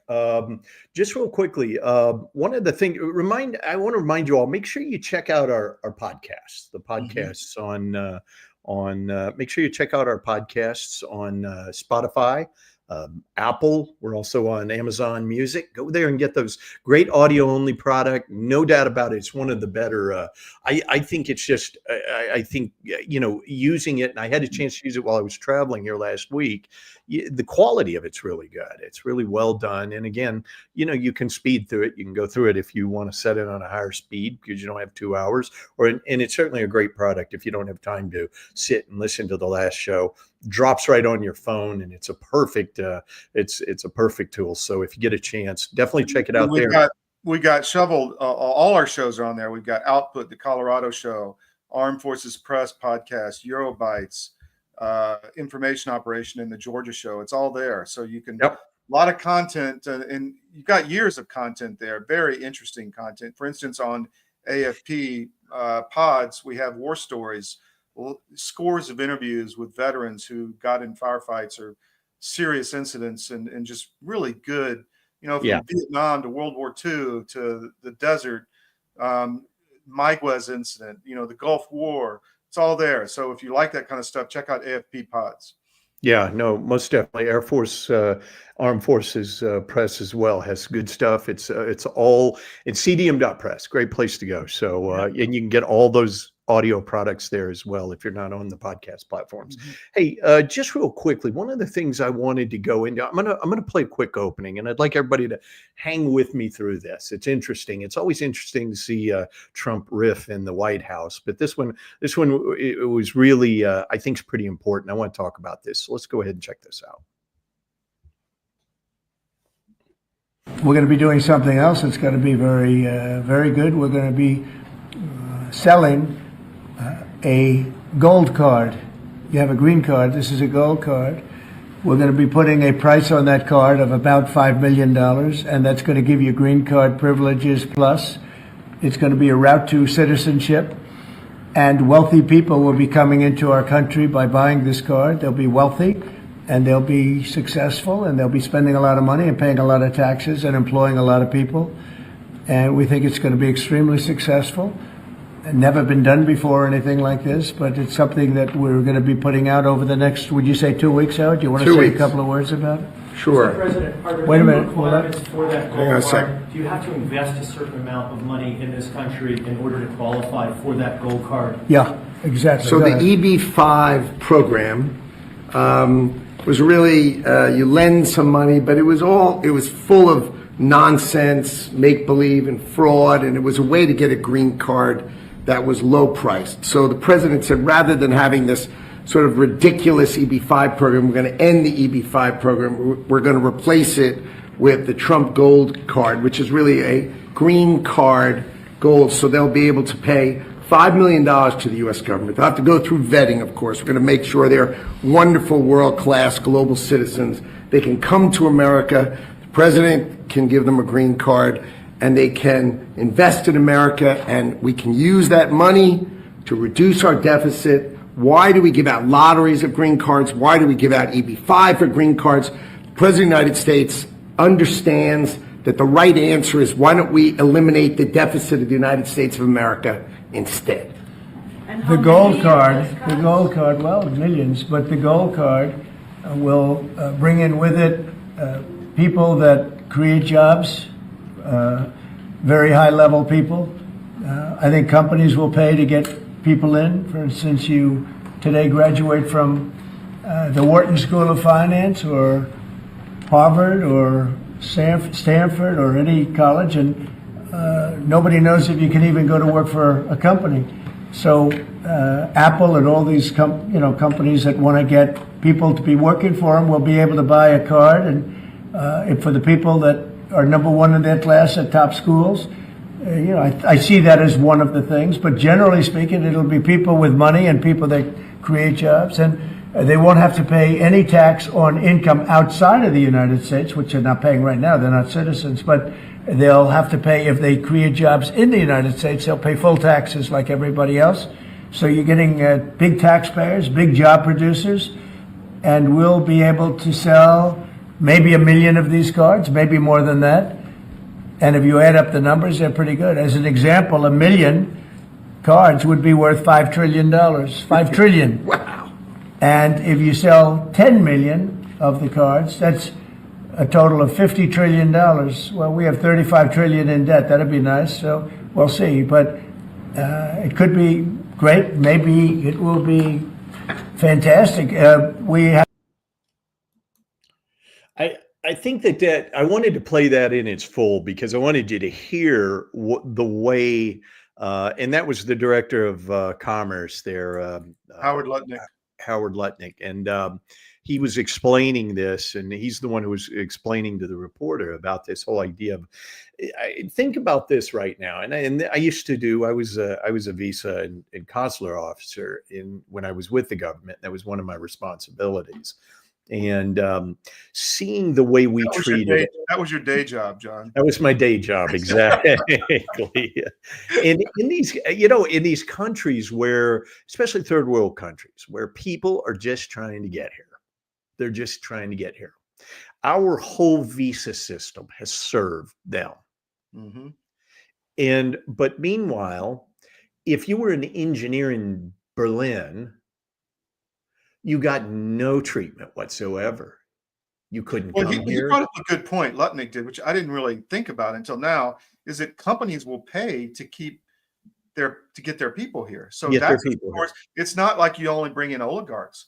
You could have, Bayer in Germany wanting 50 or 100 executives come in, and they pay the money. I mean, they pay the money for them to come here. Absolutely, absolutely. And when you think about the old EB-5. The old EB-5 was what they called the investment visa, right? Mm-hmm. And so if you said, hey, look, I commit $500,000, I'll invest $500,000, I'll come into your country and I'll build it and open it. Half the time, the $500,000 never got in. They never built the country. They came in, overstayed visas, hidden. Eventually, there was... It was money laundering. You had all the drug dealers putting their money in real estate, getting their visa and coming here, and pumping drug money into the... Pumping drug money into Miami. I mean, my gosh. And there was no enforcement on it. So if you came here and you didn't get, the business built or do whatever you were supposed to do, as with that land or with that asset you put $500,000 into, nobody ever did anything to you. They were just here. Yeah. Okay. What Lutnick says here and what Trump's saying is, hey, think about this. Think about all those H-1Bs we sat and we debated about and argued about, which shouldn't even be here. It's a stupid thing. Okay, now you're talking about doing EB-5 or gold cards, having people that are actually bringing money, paying the American people for their access. Well, talk about tearing down the unrestricted warfare and defeating it. I mean, that does it right there. That solves the whole financial problem. And when I said earlier that we've got to take the money out of the hands and control of Mike Johnson and those fools up there on the Hill right now having a hearing about how they're going to, how they're going to put together some kind of a CR or whatever. CR something. And yeah, we'll let Doge get in on it and all this. You got to put this to bed. You got to put it away. Don't have it anymore. Things like this, things like a sovereign fund, things like terror. Think about that. If you develop a sovereign fund and then you have this gold card and then you back the US dollar you pay off the debt, back the dollar with gold. I mean, Katie bar the door. I mean, this is going to be an explosion of economic and security, economic growth and security. Huge. And one of the reasons for that, you just said it, and I preached this about 100 times, but okay, go to Singapore and look at their sovereign fund. Now, they don't have the U.S. population there. I get it. It's 25 by 25 mile island. But you know what they have? They have a sovereign fund that every Singaporean passport holder is vested in. Mm-hmm. They're vested in it. The average Singaporean worker, let's say low-end middle-class worker, he's sweeping streets. He's doing whatever he's doing for the Singaporean population, his job. He lives in a communal house that probably doesn't even have air conditioning in it. He has to go down to a Hawkins Center to be able to eat. It's like a cafeteria in the bottom of his building. Mm-hmm. But the guy's probably worth $2 or $3 million in his account. He can use it to buy up if he wants to get a bigger property. It's a little harder there because it's restrictive. You don't have a lot of land, but they can use that money for different things. And they can borrow against it. They can use it for education, for their children, everything. The reason why I say this is because now you're looking at, here in the United States, Trump talking about that, monetizing assets. Why are we a debt economy? And that's what we are. That's all. We run on debt. Mm-hmm. And whose debt? Yours, the American people. It's not DC. That's your debt. They spend it, they create it for you, but it's yours. They get the upside when there's a bailout. They bail out the banks or whatever. And, they're rich people. Who do we bail out last? Silicon Valley Bank, right? They bail them out. They get their money back. You don't ever get made whole. But here's a chance for that to happen. And why do I say that? Because with a sovereign fund that takes on, just like the permanent fund in Alaska that takes on the money and does what it's doing, you have a chance to see that money grow, go into a sovereign fund, pay down this debt. You heard Trump talking about, what if we sell 10 million of these things? These gold cards. What if you sell 5 million? That's half that debt gone. I bet half that debt's probably pretty close to being gone already with the efficiencies and all they're finding, and if they claw back some of this money. But my point being is, your children and their children, grandchildren, great-grandchildren are going to be wealthy. And they're not going to be wealthy because they had to go out and risk a bunch of money and start a bank or start a business and go through and do this. They may still do that, and that's fine. I hope they do. We want our economy to be robust. But they're going to be wealthy as citizens of the United States of America, the greatest nation in the world. And they're going to be that way because they hold a blue passport that says the United States of America on it. Mm-hmm. That's it. That's the reason why they're going to be wealthy. They're going to be wealthy because over time, those dividends are going to grow. And you're going to be able to pass those on. It's going to be something, equity in your lives that you don't have right now. Nobody has it unless they, you buy a house or whatever, but that's all debt. Mm-hmm. Yeah. That's all taken on by debt. Here's a chance for those assets of this country that belong to you as a citizen to be monetized now, for you to make money. Screw these people up on the Hill. I don't care about that stupid CR. I don't care if that whole government shuts down. That should be your mentality. Yeah, it's independence. Small ball. Let's get you all riled up into this. Listen to Mike Johnson. He's what a pill. He's just a guy doing what he's forced to do. And what did he do over at CPAC when we were there? I heard him speak. He goes, well, now that $5,000 check, you guys, we got to pay down debt first. Okay, you weren't worried about paying down debt. He ran up. Yeah. Yeah, exactly. It just makes me, okay, I got a good idea. If we're going to make debt, make it for us. Yeah. Have it benefit us for a change. But that's the thing I'm saying. I mean, that is where this needs to go. And you know, when we talk about this here, I want you to understand the importance of what Trump does and see it as a whole. Trump, again, he doesn't solve the problem. He creates a whole new dynamic. It's fascinating to watch, for sure. Yeah. And I think this gold card adds to that so much. I think there's, I know, you know, Trump always likes to put his name on everything. That's Trump. Okay, I get it. But all I'm saying is this, is that if he's successful at tariffs, we'll be successful. We'll be successful. If he's successful with the gold, we'll be successful. If he's successful with, you know, with the sovereign fund, that's all us. That dude's already got his money. He can, yeah. I don't know what you have on the show program, but I want to play this video. Speaking of that, on Gaza, have you seen this? I didn't get a chance to watch it yet. Go ahead and put it up. Let's play it. This is fascinating. This is the new Trump video. Yeah.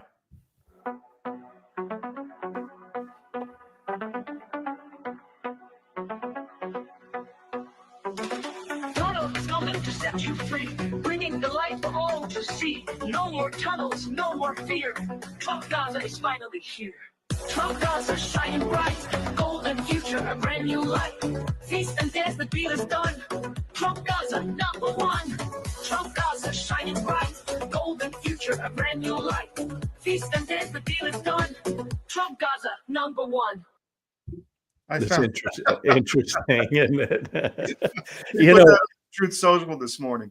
I saw it. I didn't get a chance to watch it, but very interesting. These are interesting times because we're finally having discussions about things that matter to you and to me, to the people of this audience. You know, we're having discussions about things that matter to people globally now. I've talked to so many people around people in other countries that we've had this discussion, and they said their minds just are just captivated by this whole idea of what the United States is going through. And I'm not hearing a bunch of negatives right now.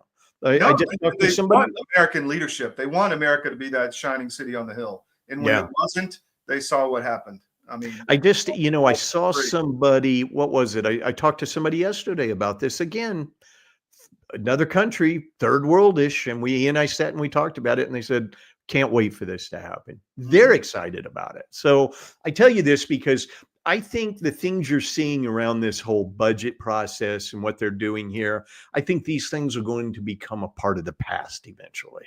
I really do. And I think people going to Washington, D.C. and sitting up there talking down to us the way they've been doing, those days are going to go by really fast because the people of this country are taking this country over. You have a sovereign wealth fund that you have some wealth for your family, and then you put these people in D.C. on term limits and you shrink the government by 70%, then you know what? It's a much better existence. Yeah, no, most definitely. We're going to go to a quick break. And when we get back, I want to get on to something that's going on with DHS now. Because we had Tulsi come out and she fired all these people for these perverts for their sex exchanges. And now she's come out and she's done something else that's really interesting, and it'll dovetail into more of a discussion. Let's do that right after this break. It's News from the Edge. It's Output with John Ritchie and L. Todd Wood. You woke up with a sore throat and a low-grade fever. You know you are getting sick, so here's your choices. You can get sicker and miss work. Try to see a doctor this week or sit hours in a crowded waiting room at urgent care. I have a smarter option for you. Open your medical emergency kit. Match your symptoms to doctor-recommended prescription in your booklet and take the right meds now and get well faster. This is not a first aid kit. It's like having an urgent care in your home. It includes doctor-prescribed medications to treat over 39 medical issues like respiratory infections, strep throat, pneumonia, UTIs, and more. No waiting to see the doctor and no standing in line at the pharmacy. It's right here. Every home should have at least one medical emergency kit, and here's how to order. Order online fast and save $45. Your kit with prescriptions to treat common and life-saving illnesses is rushed to your door. Visit twc.health/CDM, promo code CDM. That's twc.health/CDM, promo code CDM. This is a special report. Knowing how to invest your money is harder than ever before. Dealing with stock market volatility, record debt, and terrorist attacks requires new thinking. At U.S. Asset Management, we can help you see the world more clearly so that you can move beyond the chaos and invest with confidence. Call us, visit us online, or drop by our office. U.S. Asset Management, helping you make better decisions with your money.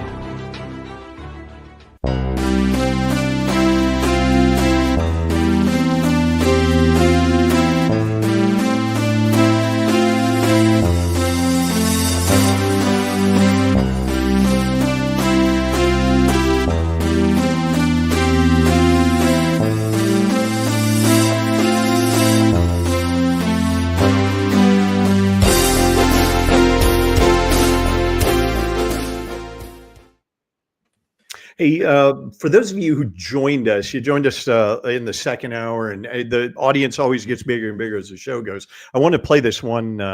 It's got a little spicy language in it, so excuse that. But I want to play this one cold opening, and that'll lead into what we're going to discuss next. So, Congressman, you referred to Elon Musk as a fascist at some point and alluded to him being a national security threat. Do you see that more of a national security threat, you sleeping with a Chinese spy, than transparency in the federal government? What are your thoughts on that? What are your thoughts on that? What's Fang Fang think of that? What are you doing? This is ridiculous. This is Golden State Warriors, though. I mean, what's fascistic about exposing government corruption? I mean, I know you just had dinner now with a bunch of lobbyists. You know, they're buying you a bunch of booze, and you know that's awfully nice. I know you were talking about, maybe finding somebody else because you only like to fuck people that are tens. I just heard that one too. So, what do you think about that? Do you want to comment on any of it? Elon Musk is a national security threat, but you sleeping with a Chinese spy is not. Is that correct? You don't want to comment on that at all? Looks like guilty as charged. Looks like guilty as charged. I would say so. That leads into this. And look, he has no response for that because there isn't a response for it. He's part of the blob. He's putting the words out that he's a stupid individual, one of the most unintelligent people you could ever speak to. He has no grasp of the issues. He understands nothing of what he's doing other than the talking point that some staff member puts in front of him.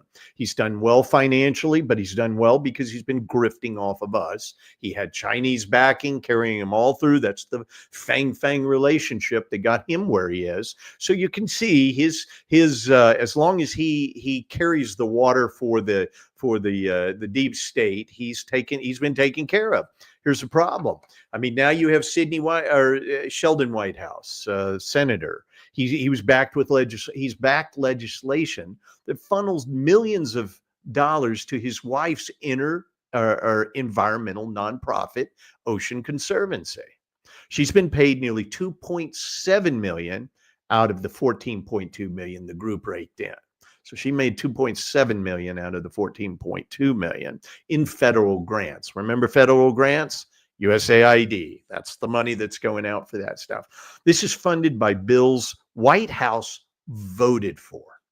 In other words, he voted for the bill to fund it, and then his wife received the funds. See how this works? Mm-hmm. An ethics watchdog is calling for investigations in the blatant corruption. This isn't even corruption. This is just theft. This is just fraud and theft. Sheldon Whitehouse funneled $14.2 million into this cause of his wife's, so his wife could make $2.7 million, which, if anybody doesn't know, the two of them are married, living in the same house. Guess who gets to spend that $2.7 million? Sheldon Whitehouse does. He's spending that money. My wife works. I spend her money. We're married. It goes into one account. What I'm telling you here, what he did is theft. He stole money from you, the American people. Well, Let's not stop there. Nancy Pelosi, she has a business. She has also collected $14 million in USAID for a personal venture. What was it? A vineyard out in her neck of the woods, Northern California there. Of course.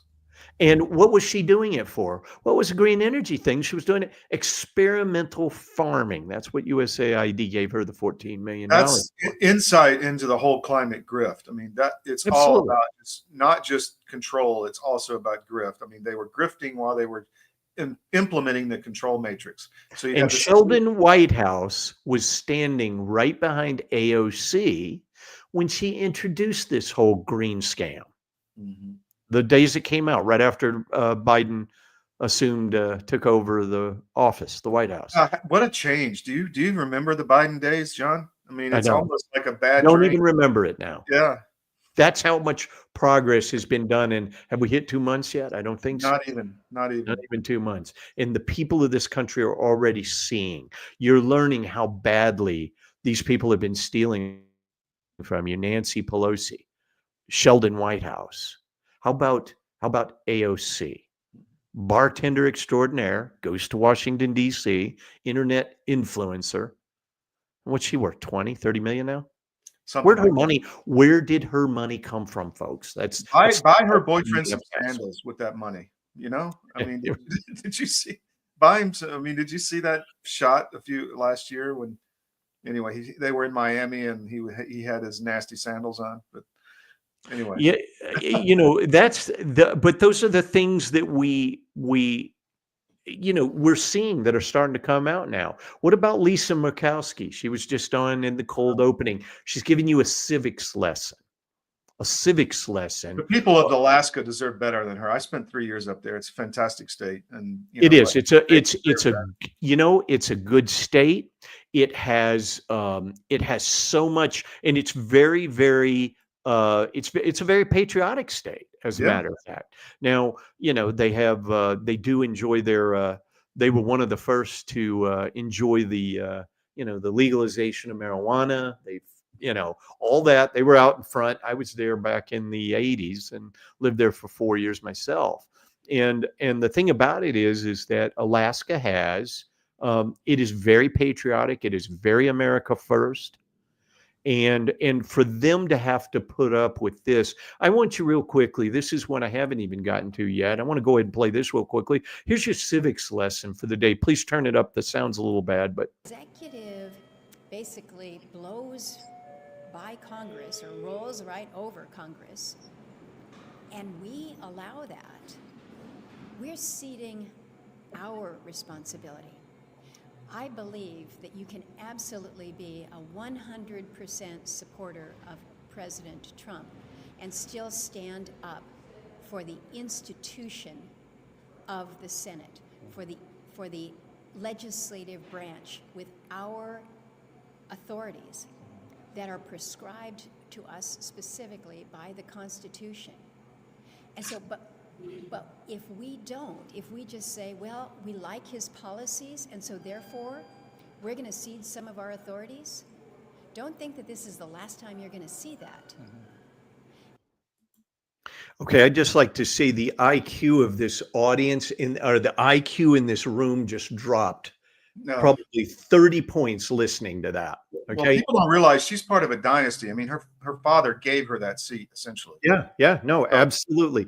That is the essence of grift right there. The essence of it. Never won an election. Yeah, she's never had to win an election. Understand what she did was she got beat resoundly in the Republican in her last run. I think it was it Sarah Palin that ran against her? I believe it was. Yeah. Sarah Palin beat the hell out of her. So what did they do? They went to ranked choice. And then they stopped it being, they voted to remove ranked choice, and they funneled monkey business with the elections. Yeah. And got that stopped. So now you don't have ranked choice anymore. You just had it long enough to get. Well, no, they have it still. They stopped it from being removed. I mean, the people voted for it to be removed. I see what you're saying. They messed with the elections. Yeah. So she ended up running. I mean, in this whole thing, is she still even a Republican or an independent? I don't remember what happened there. No, she's an independent. She's an independent. So and she had no chance of winning without that ranked choice voting. She was done. And so they brought in ranked choice because they wanted her in there. Why? Because she's a grifter. So if you hear that coming to your state, you better get out in the street and stop. Yeah, if you, I hear a couple of states, they've been mentioning here. We finally Connecticut, they're kicked trying. it aside. They're trying to bring that ranked choice voting in. All the ranked choice voting is when you have somebody popular that's doing real well. How do they game the system to keep them out? Look at Germany and what they're doing. What they do in Germany. There's a it's a model of ranked choice voting. It's coalitions getting together and they go against people they don't like. And so that's what you're seeing here. But the one thing I tell you about Murkowski, she is no different than Pelosi. She's no different than Sheldon Whitehouse. Mm-hmm. She's no different than AOC. She's no different than she's no different than the two terrorists we have there. They've done the same thing. Oh, Ilhan Omar and the other one. Yeah. They've just enriched themselves. They've enriched themselves off of our dime. Why? To attack us, to work against us. Yeah. And we're That's stupid. all they're doing. We're stupid for letting it happen. And that's why when you see this this Senate, and the hearings are going on right now, the Senate Oversight Committee on Doge, when you see it sit and hear that and hear them talking about it and everything, understand what they hate about it. They hate about it is that Doge is going to turn everything back over to you, back over to me. We're going to be the ones that decide what the budget is now. We're going to be the ones to decide how it's spent, how we deploy money, where it goes and why. They're not going to do it anymore. That's what this means. We got to make that happen. We got to execute and close the deal. Yep. We got to keep pushing and keep pushing very hard. By the way, Ukraine. Mm-hmm. We got a deal in Ukraine now? Maybe. There was a text printed today. Zelensky keeps saying, I'm not, there's going to be U.S. security guarantees. Trump is saying no. I'm waiting till the final agreement is signed. I don't think it's done yet. I think both sides are still negotiating. What Zelensky has to negotiate with, I don't know. Doesn't have anything. Yeah. I mean, at the end of the day, I mean, he could hold, his country hostage and that little punk just needs to go. I'm tired of his mouth, Yeah, it's going to be interesting. One of the things that I did hear an analyst talking about was the idea that maybe, the deal is hedging on mineral rights because Trump's saying that's our money and we want our money back. You did a loan with Europe for their 100 billion, but for our, 500 billion, we just gave it to you. And he says, that's not going to stand. We're getting our money back. And so how's he talking about doing it? He's talking about doing it through mineral rights. I think there's not going to, it looks like it's going to come down to not like a hard number, but that we get a percentage on an ongoing basis of resource development in Ukraine. I think that's the way it's going to shake down. And some kind of European presence, they keep saying they're going to send troops, but they don't have any troops. So I don't know what that's going to look like and what Putin will accept. I hope Ukraine becomes a neutral country. Maybe there's some European troops in the West, but we'll see.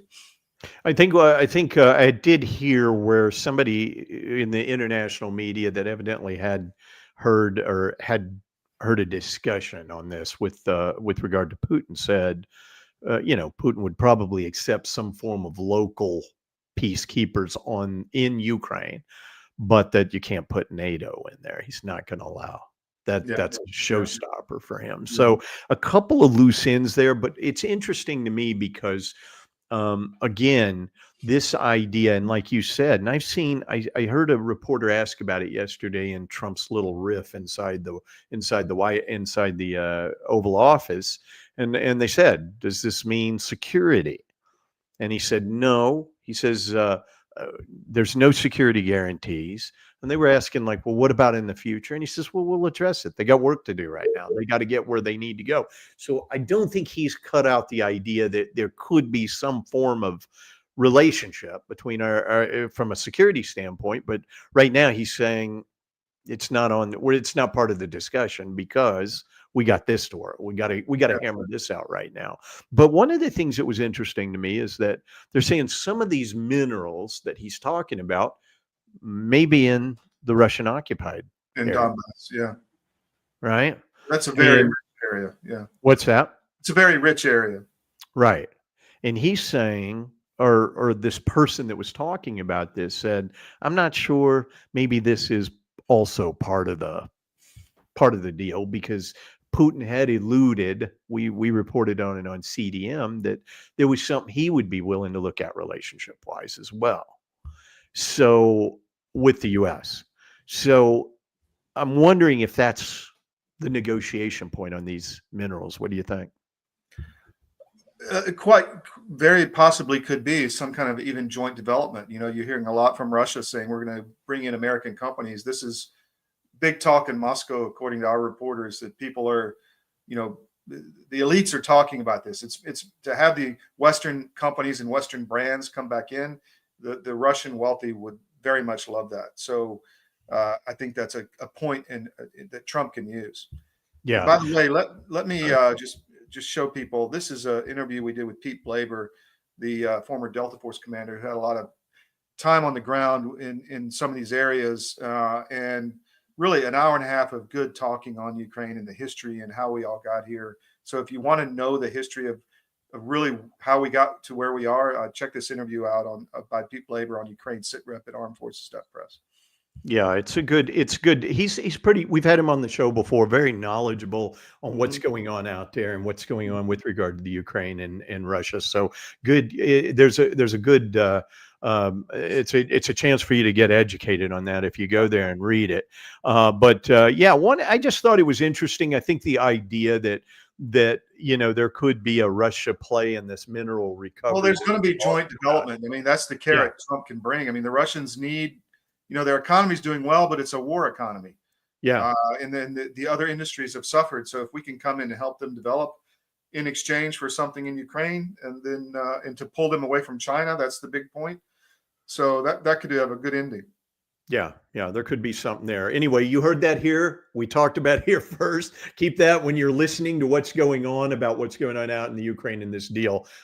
This could very well be a part of that. So looking forward to hearing more about that. We're going to go to a quick break. When we get back, I want to talk about something that's going on in TSA right now. And this will probably make a few people out there happy. We'll do that right after this break. It's News from the Edge. It's Output with John Ritchie and L. Todd Wood. Our world is changing rapidly. Many crucial systems we depend upon are collapsing. And the most important system that is failing is the food supply.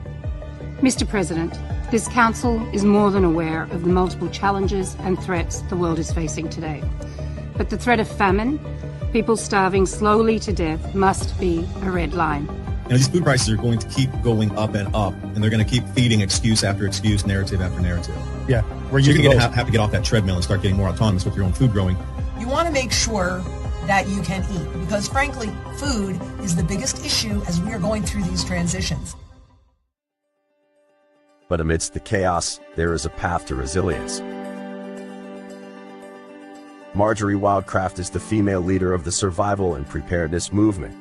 Marjorie has taught millions of people how to grow an abundance of food in a grid-down situation, even if you have no experience, are older, or out of shape. I've spent decades finding the fastest, easiest, and funnest ways for the average person to be able to grow a lot of food. I've created a step-by-step process that's so simple that even kids to elders have been using it in order to grow a lot of their own food. And you can too, even if you have no experience, you're older, or you're out of shape. Growing your own food is like printing your own money. Get started today. If you haven't noticed, gold has reached a new high, all-time highs actually, and keeps going up every day. Why is that? It's because precious metals are a long-time historical store of value. And if you own a portfolio and you have assets in the fiat currencies, i.e. stocks, bonds, cash, or whatever, you're vulnerable to hyperinflation, which is coming as our debt explodes another trillion every 90 days. It's really scary. So how do you protect yourself? Go to Advisor Metals. If you look on any of our cdm.press sites, about halfway down, there's an ad for Advisor Metals. Click on it, fill out the form for your contact info, and Igor Bishotsky will contact you and talk to you. It's an easy conversation. There's no sales pitch. He's completely verified by us. He has a regulatory background we've checked into. We've checked with his bankers. We've checked with his IRA custodians for metals. and we can highly recommend Advisor Metals and ERA. So go to Advisor Metals. If you call them directly, tell them we sent you at CDM, and he'll definitely take care of you. But protect your portfolio because you really need to. It's coming. Thank you.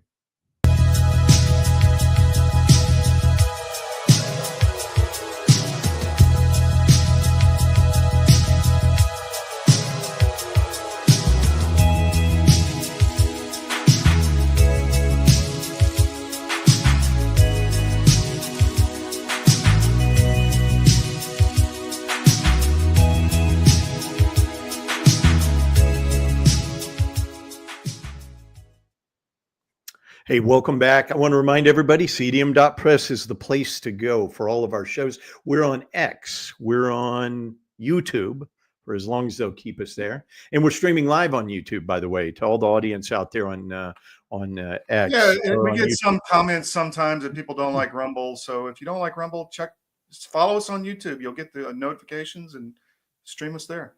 Yeah, and we're also on X. We're also on Getter and Truth Social and other places. So definitely, if you get a chance and need to find you a place to check out the show, we're streaming live there, and we're also on cdm.press. So that's always a good place to go after a while. Have you been following this judge, this Ali Khan, Lauren Ali Khan? She's a district judge, of course. They've gone in and they've the blue lawyers and all the resistance have gone in, and they managed to find her. And now she and one other judge, he's also they've come in and they've given orders to freeze the I guess or to block Trump's plan to freeze federal aid. Now let's think about this for a minute. I saw that. Yeah. You're talking about which ones are you talking about freezing? Do we freeze federal aid going for circumcisions out in Africa? Is that what we're talking about freezing? Or are we talking about they're getting the money or letting go? It's not foreign aid; it's aid to their pocketbook. Right, So, right. No, and here's the thing that I would say is that I think if anybody looks at, go on and look at who this person is, this judge. If you get a chance, you can go on and run her name, Lauren Ali Khan, Ali, A-L-I, Khan, K-H-A-N. If you run her and see her, you'll understand why she's fighting Trump. She looks just like AOC, about the same age. She's a judge, but I saw her credentials are less than impressive. They've just found him somebody that they got into a judgeship position. I bet if you go back, you can find that this is probably one of the ones that Biden pushed through there at the end of his regime. But this woman right here, they all know who to go to. They know who these judges are and who's going to give them this. Trump needs to disregard this. He needs to say, hey, if you don't like it, take me to court. Take me to the next level. Take me to the legitimate court that can rule over the senior executive of the United States of America, because the district court judge is not it. Yeah. She has no jurisdiction over the senior executive, the president of the United States. This has to be litigated. It really does at the Supreme Court. And you know what else I think needs to happen, though, is that a leftist judge has no problems going after somebody on the right for frivolous cases. Yeah. They'll go after them, fine them, take them down, go after the lawyers that do it. I don't know if you saw yesterday, Trump did sign an order. It was the Jack Smith order, called it the deranged Jack Smith order. But what did it say? He called out the name of law firms and said these law firms lose their security clearances. They lose their access. He's saying, look, we're not playing anymore. If you're going to go out and do this frivolous lawsuit like what you see here, prepare yourself. Yeah. Because there's going to be a consequence. The only consequence that's ever been was on the right. We're the ones that always got hammered for doing stuff, for challenging, whether it's election interference, whether it's voter fraud, whether it's election fraud. You can go right down the list, and these are the things that we get hammered for by the weaponization of a judicial system. Now, what's good for the goose is good for the gander. But I'm also going to say, people like Judge Ali Khan here, Lauren Ali Khan and her cohorts, anybody who is in on this stuff to allow these resistance activist lawyers to come in and file these kind of frivolous charges that they know aren't going anywhere, but you rule in their favor indefinitely. That's the term she uses. The one that probably has the mentality of AOC, says that Freeze is ill-conceived from the beginning, she writes. How does she know? Who the hell is she? That's not the law. She doesn't get to decide what is ill-conceived or not. That's called the chief executive. My goodness. Right. And for this, and so what she says, up to $3 trillion in federal spending practically overnight halted it. Or they expected each federal agency to review every single one of the grants, loans, and funds. Yes, we did. For compliance in less than 24 hours. Boy, it's amazing what they can do in less than 24 hours if it's something they like. Yeah, of course. Something they don't really care for, like you stopping their gravy train, this is going to take a lot longer. It's like our elections. When they need that election, it may take a little longer. It takes long. You can't expect to count votes in 24 hours or in 8 hours on election day. It's ridiculous. Look, this stuff and what they're doing here, hopefully the Trump administration says, fine, we'll see in court. We're not going to stop anything. We're going to keep doing what we're doing. The people have told us what they want, and they're not listening to you, some unelected person in a robe. So he ought to blow past it, ignore it, keep going with what he's doing until such time as they can get this into an appellate court. But that's me. I agree. Anyway, hey, real quick, did you see what TSA is now doing? No. Yep. Well, they have come out and they've said that migrants without legal status, they must register. Oh, I saw that. I didn't know it was TSA, but that's fantastic. Yeah. Well, it's DHS, but Okay. TSA is one of the enforcers on this, from what I understand, and I can look and make sure, but it is DHS. So DHS has come out and said, and this was Tulsi Gabbard, part of that interview that we did in the cold opening. One of the things she says is that they have to, unregistered migrants must register with DHS.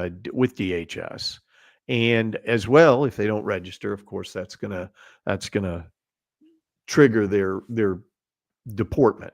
Mhm. So interesting that they came out with this, because then right after that, because there was a piece about here it is, Blackwater. Okay, one of the things that they've been talking about was the slow progress of this whole deportation operation Tom Homan's doing. And one of the things I saw, and I read this online, and I thought this is kind of interesting, is that CEO Eric Prince, the old Blackwater CEO, he's offered the Trump administration his services to conduct deportation operations. We're trying to get Eric on. We were supposed to interview him at CPAC, and it just didn't work. But hopefully, we can get him on the show soon. Yeah. Prince's proposal involves using military bases as processing camps and a fleet of about 100 aircraft. 500,000 illegals would be deported per month for a total of 12 million before the 2026 midterms. The price tag would probably be around 25 billion. This is not a bad idea. This blogger was writing, everything should be on the table. We need to get the illegals out of here as quickly as possible. And you notice he said before the 2026 midterm elections, which is exactly should be what we're looking for. What do you think? No, I agree completely. Eric had the plan in the Middle East. The military shot it down, but yeah, let's go. Seriously. I mean, if they don't at some point, I mean, they're going to have to get this moving. You can see what the left is doing. This senator or this judge, that's the hand that's being played, and that is, we're going to try to slow you down as much as possible, because we got, we're down to about 20 months now. We need to get those months down more and more. So we keep appointees out. We keep you from acting, throw in judges that we know will never, the things they're doing will never stand. The judge knows it's not going to stand, and the lawyer knows it's not going to stand. That's why there needs to be a consequence Miss or to Judge Lauren Ali Khan. There needs to be a consequence for this because you're not going to win this. We'll just call her Valley Girl Khan. It's AOC too, whatever. And then you have here's one for you. So you have TSA. There's a blogger out there I follow, and she's written that TSA under Biden focused on speeding up checkpoints for illegal aliens without IDs. Think about that. There you go. And now they have whistleblowers coming out now out of TSA. There's going to be a lot of people coming out. They're going to be trying to cover their asses now because here's the thing that's interesting. Suddenly, the OD added a series of DHS provided documents that were suddenly acceptable for illegal aliens traveling without ID. Here's the list of those documents that were accepted. Warrants for arrests for aliens, warrants for removal and deportation, orders for removal, order for supervision, notice of appearance, arrival and departure forms, and alien booking records. These documents could be displayed electronically at TSA security checkpoints, meaning an illegal alien could present a photo or screenshot on their device, and TSA agents was permitted to grant them passage into the U.S. Think about that. Just and this has been going on 4 years, and everybody's talking about 10, 15 million. I bet there's more. What do you think? And where are the voices against Mayorkas? We had what was his Ryan Matta on. Where are the voices against what he's doing with the kids or what he did? I mean, it's still haven't seen. I did hear a mention on the from somebody on Trump's about the children, but where are we on this? Well, I mean, like where are the the high-end media Jewish voices? I mean, it's amazing to me that nobody's talking about this. Yeah, they're not talking about this at all. Trump, Todd, how do people follow you? At Real L. Todd Wood. And check out my books, ltoddwood.com. My first novel, Currency, has been re-released by History of Books. It's still extremely prescient, still extremely fast read, but one of those you can't put down. So check it out at ltoddwood.com. I can get you a signed copy if you want. Yeah, and make sure you support our advertisers. I mean, our sponsors. That's how we keep going. That's how we keep the news flowing to you. And we are independent, so we have to depend on people. We're not beholden to anyone. We can say whatever we want. That's it. You can text it as well if you want. I'm on X. I am John Ritchie at I am John Ritchie. You can go there. Feel free to follow me, text me. Always love hearing from people, and I usually put stuff on there that maybe we'll incorporate into the show as well. So do that. Follow us on cdm.press. Like I said, we're here from 10 to noon, Monday through Friday, right here, 10 to noon Eastern time, Monday through Friday, right. I think it's your intel brief of the day. It's your intel brief. Just get in here and get started, because when you're done, you will leave and you will be so much further ahead of what everybody says. And then when the indoctrinating legacy media starts throwing stuff at you, you'll see right through it. So on that car ride, you can just pick up the audio and put it on double time, and you're good to go. And you're good through your drive, and you can listen. So most definitely follow us there. I hope you'll join us again tomorrow right here on Output.